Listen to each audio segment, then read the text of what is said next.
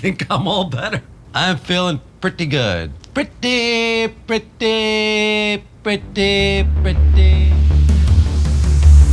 Two twin brothers, Michael B. Jordan and Michael B. Jordan, they come back to their hometown of Mississippi to start again. They were in Chicago for a bit, and they build a juke club. While doing so, they uncover some dangers. I definitely wouldn't put it at like a 98%. Mm-hmm. I don't really get why it's that highly rated, Yeah. I'll be honest. Particularly the first half of the movie really didn't need to be that long and it drags. But there is like a good 45-minute straight where I'm like, I'm into it. I'm invested. Normally, I'm the one that's just like, oh, brother, it's one of these kind of make-believe type things. But even I was like, that's pretty cool. All right. I get it. Mm-hmm. You know, Chris, to be quite frank, I didn't really like it. Yeah. I loved it. Did you not just love it? Did you? I did. I really liked it, Chris. Oh, I thought it was great. You wouldn't like it. No. I don't think it's a 98. I think it's a bit overhyped. 96, 95? I think it's right time, right place. It's hard because this year for movies has been rough. And this one, I think right now it's top charts for me. The grit of it. 5 stars. This is number 1. Yeah. What are my other ones? Novocaine, The Gorge, Companion. They're all fine movies, but I think this one elevated for me. There's just a lot to like about it. And if you can go see it in theaters, I would say if you really want to splurge, go see an IMAX. Let's dive into some spoilers here. We'll start with some cons and then some high notes. What do you got in terms of cons? The main twist is that there's vampires. Oh, yes, vampires. There's vampires. We're going to kill every last one of you. You know, that ain't your brother. Which, the first trailer I saw of this, I don't think it showed anything with vampires. Like, I was not getting a vampire vibe. Like one of those type of heisty, moonshine, lawless type movies. Oh, that looks pretty good. But then, they do another trailer where it's like vampires, which I'm not really a vampire man per se, but if it's like a surprise, I could get behind it. Yeah. But like the first hour to like hour 20 is just like them getting together, trying to set up this juke. Yeah, juke club. It's interesting, but it's not. You know? Yeah, exactly. I'm like, it's not the worst, but the movie with the vampire and the turn there, like, I'm more interested in that. I don't know why you set all this up.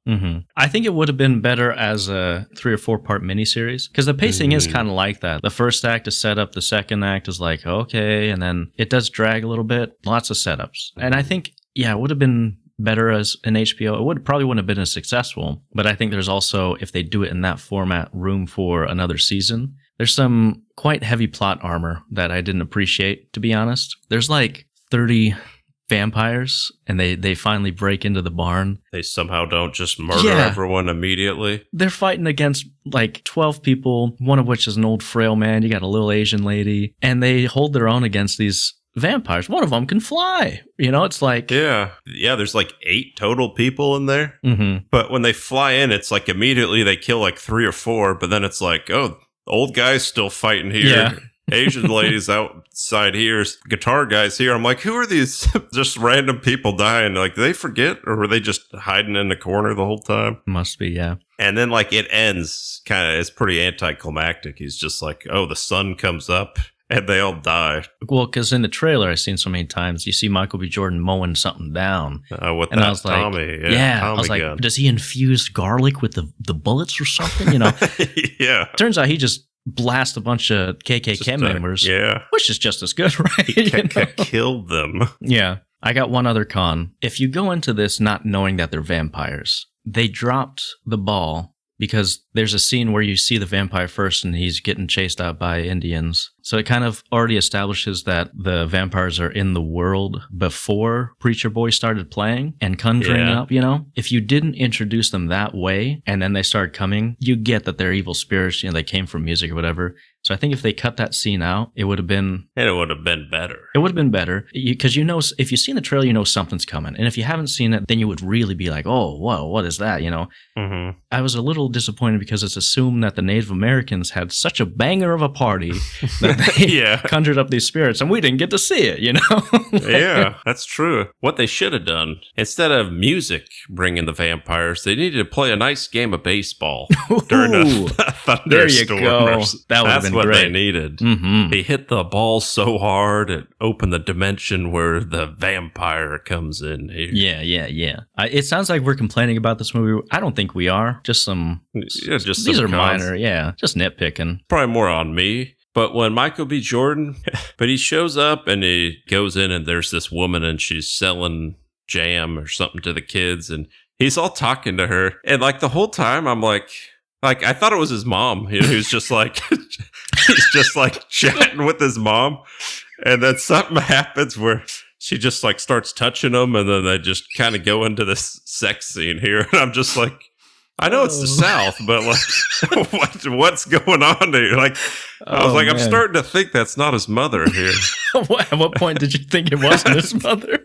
Too far, I think. Oh yeah, then you should probably get some hearing aids so that that doesn't happen again. That. Well, you want to jump into some pros? Shoot. It's exciting. There's like that 45 minutes with actual vampires. And normally, like I said, I'm not a vampire douche myself. Just a regular one. But I was douching myself on this here when the vampires are there.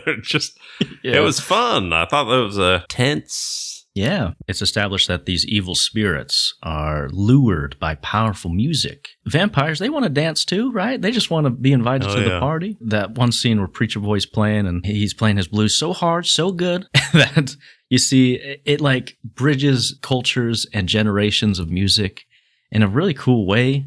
Ryan Coogler showed a bunch of different people dancing from past, present, future. Really cool just how visually, music can bring people together, but it's also that conduit for the spirits to come in. And I thought you would have hated that scene because at the end, you see the bloody what's real and what's not real, but I thought it was done very well. Yeah, no, I love the soundtrack of this. I have a playlist, Chris. Ooh. It's called Southern Songs You Listen to Before Getting Skinned Alive. Okay. I'm adding a few to this here, let me tell you. I just love that kind of deep South, really eerie, either bluegrass or blues kind of stuff. I love that stuff, and there's a lot of good stuff in here. There's a part where an Irish vampire does a jig. That was fun. That was fun.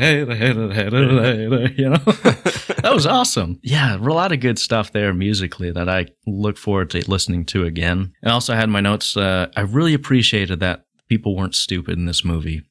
Michael B. Jordan's girl, who's not his mother, she's a witch doctor. And immediately when she realizes something's wrong with one of their friends, she's like, okay, I get it. She's like, they're vampires. It wasn't like, whoa, wait a second. It was like, here's what they... Yeah, so in this world, they know what vampires are. How long do you think it would take us in real world to figure out that it was vampires and like a situation like this? Listen, I've seen My Mom's Got a Date with a Vampire. So, I like to think I've got the qualifications. You got it down here. Thanks for watching these highlights of our episode of the Stale Popcorn Podcast. If you want to listen to the full episode, check out the links in the description. Please like, share, and subscribe. And if you do that with your favorite YouTuber, I'm sure they would appreciate it too. Thanks, and have a great day.